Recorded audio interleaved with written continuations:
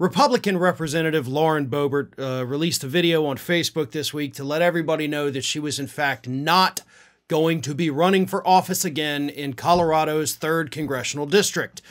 Now, before you get too excited about that, she said she's not going to be running in Colorado's 3rd District. She is instead going to be running in Colorado's 4th District, which is far more conservative than the 3rd District where she currently holds the seat. So the reason is obvious. Lauren Boebert was facing a very tough Democratic challenger in the 3rd District, along with a very tough Republican primary opponent in the 3rd District, so the likelihood of her winning that seat again was basically non-existent. In fact, even before the Beetlejuice incident, she was already trailing her Democratic opponent. So she decided, screw it. If I can't win here, I'll just go a little bit down the street to the 4th District and I'll just run there. I will uproot my family so that I can keep this seat because I have no other job to fall back on because my restaurant was taken away. Here's what she said in her video. Today, I'm announcing my candidacy for the 2024 Republican nomination to represent Colorado's 4th Congressional District in the United States House of Representatives. It's the right move for me personally, and it's the right decision for those who support our conservative movement. This is the right move for Colorado, for us. Since the first day I ran for public office, I promised I would do whatever it takes to stop the socialists and communists from taking over our country. That means staying in the fight, but it also means not allowing Hollywood elites and progressive money groups to buy the 3rd District, a seat that they have no business owning. I will not allow dark money that is directed at destroying me personally to steal this seat. It's not fair to the 3rd District and the conservatives there who have fought so hard for our victories, of which I'm incredibly grateful. Personally, this announcement is a fresh start following a pretty difficult year for me and my family.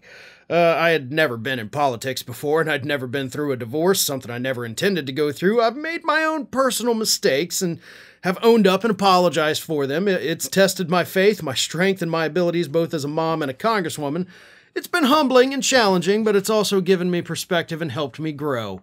I cannot put into words how grateful I am for everyone who has steadfastly stood alongside me in the 3rd District and across America.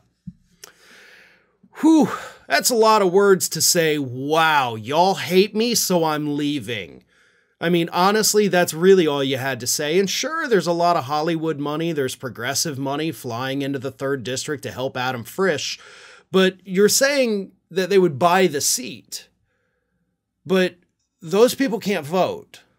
So it's still the voters that would be choosing somebody else over you.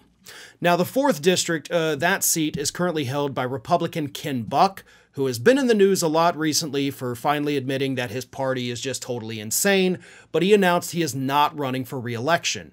But last year, Buck won that seat with 60% of the vote. So it is a very conservative district. Boebert won her seat re-election by 546 votes.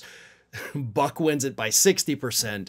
So the 4th District, far more conservative. So if she survives the primary, because she will have opponents, honestly, what would be hilarious is if Jeff Hurd, her Republican primary opponent in the 3rd District, if he moved to the 4th District, like that would be hilarious just to make sure she doesn't get that seat. So Mr. Hurd, if you're listening, if you're watching, you should consider that because that would be hilarious, and I think you would definitely win if you did that.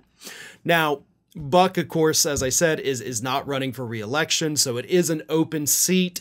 So Boebert could have her hands full in the primary.